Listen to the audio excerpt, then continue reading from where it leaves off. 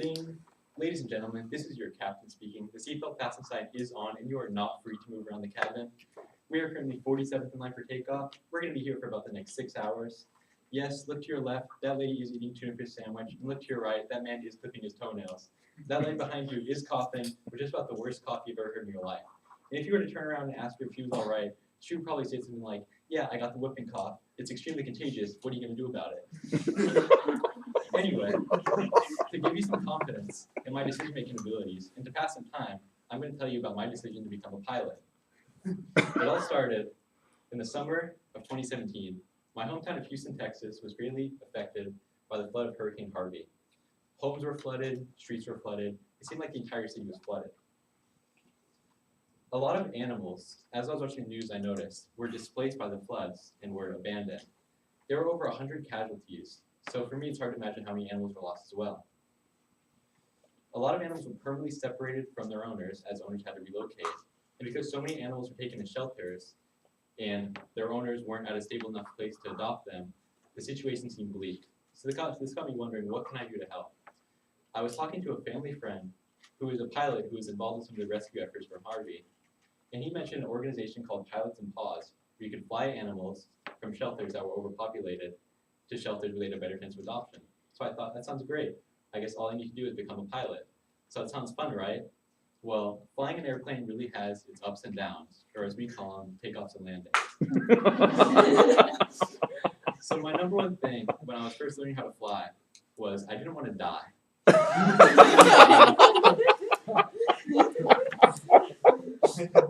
So as obvious as that may seem, this was all-encompassing when I was first learning. But I had to take baby steps. I had to go from trying not to die, to trying not to crash, to trying not to damage the plane, to being a grade A certified solo pilot. I learned the valuable lesson of humility. The kind of humility that lets me value the opinions of others who know more than I do. In my normal life, I tend to buck the system and try to learn from my own mistakes. This is a bad strategy when flying.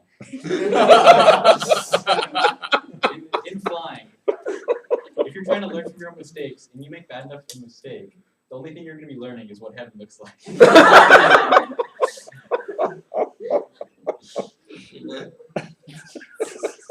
I became a better student by admitting and noticing my vulnerability when I was in the air.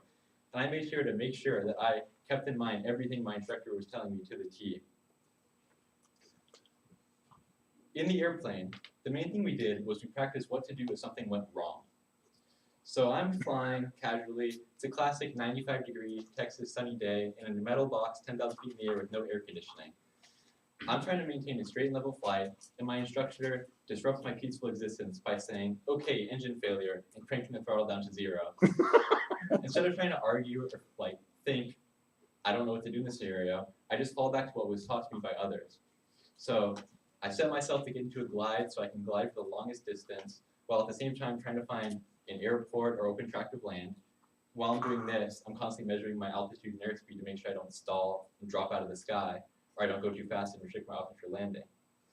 Finally, as I'm making my final approach, I notice I'm slightly too high. So my instructor asked me a question. He says, "Have you ever slipped before?" I'm thinking, it's kind of a weird time to ask if I've ever slipped before. But he says, "No, a slip, it's a maneuver. Just push in one of the pedals and pull the yoke in the opposite direction and you'll drop altitude." So I thought, okay, that sounds good. So I try it, I drop altitude to a safe height, and I glide in and land without any power. But before I have any time to bask in the glory of my accomplishment or to feel any sense of relief or comfort, my instructor says, "Okay, let's take off and do that again." Another lesson I learned is that you don't always need to know why certain rules and regulations are in place. You just have to trust that some people know more than you and they're in place for a reason. I learned this when I was learning how to fly a helicopter. When I was flying in the helicopter with my instructor, he asked, "Do you know how high we're allowed to go?" I said, "I don't know." He said, "Well, we can go as high as we like, so long as we can land within 5 minutes." I thought 5 minutes sounds kind of like an arbitrary number, doesn't it? So I asked, "Why 5 minutes?" And he said, "Oh, well, there's a firewall between where we're sitting and all the machinery, and if there's a fire, the wall will hold for 5 minutes before the fire gets through and starts burning us up. So suddenly the rule doesn't seem so arbitrary anymore." I realized that day how dismissing some information as irrelevant just because I didn't have all the facts might not be a good thing to do. Today, I apply these lessons in my everyday life. I no longer dismiss any rules or regulations that I don't fully understand, knowing that there must be a background to them. I also, for the safety of myself and for the safety of others, make sure that I realize that sometimes others might actually know more than I do, and I need to heed to their advice. Well, ladies and gentlemen, thank you for your attention. And I'm actually only certified to fly single-engine airplanes, so I have to get back to my seat before the real pilot gets out of the bathroom. Thank you.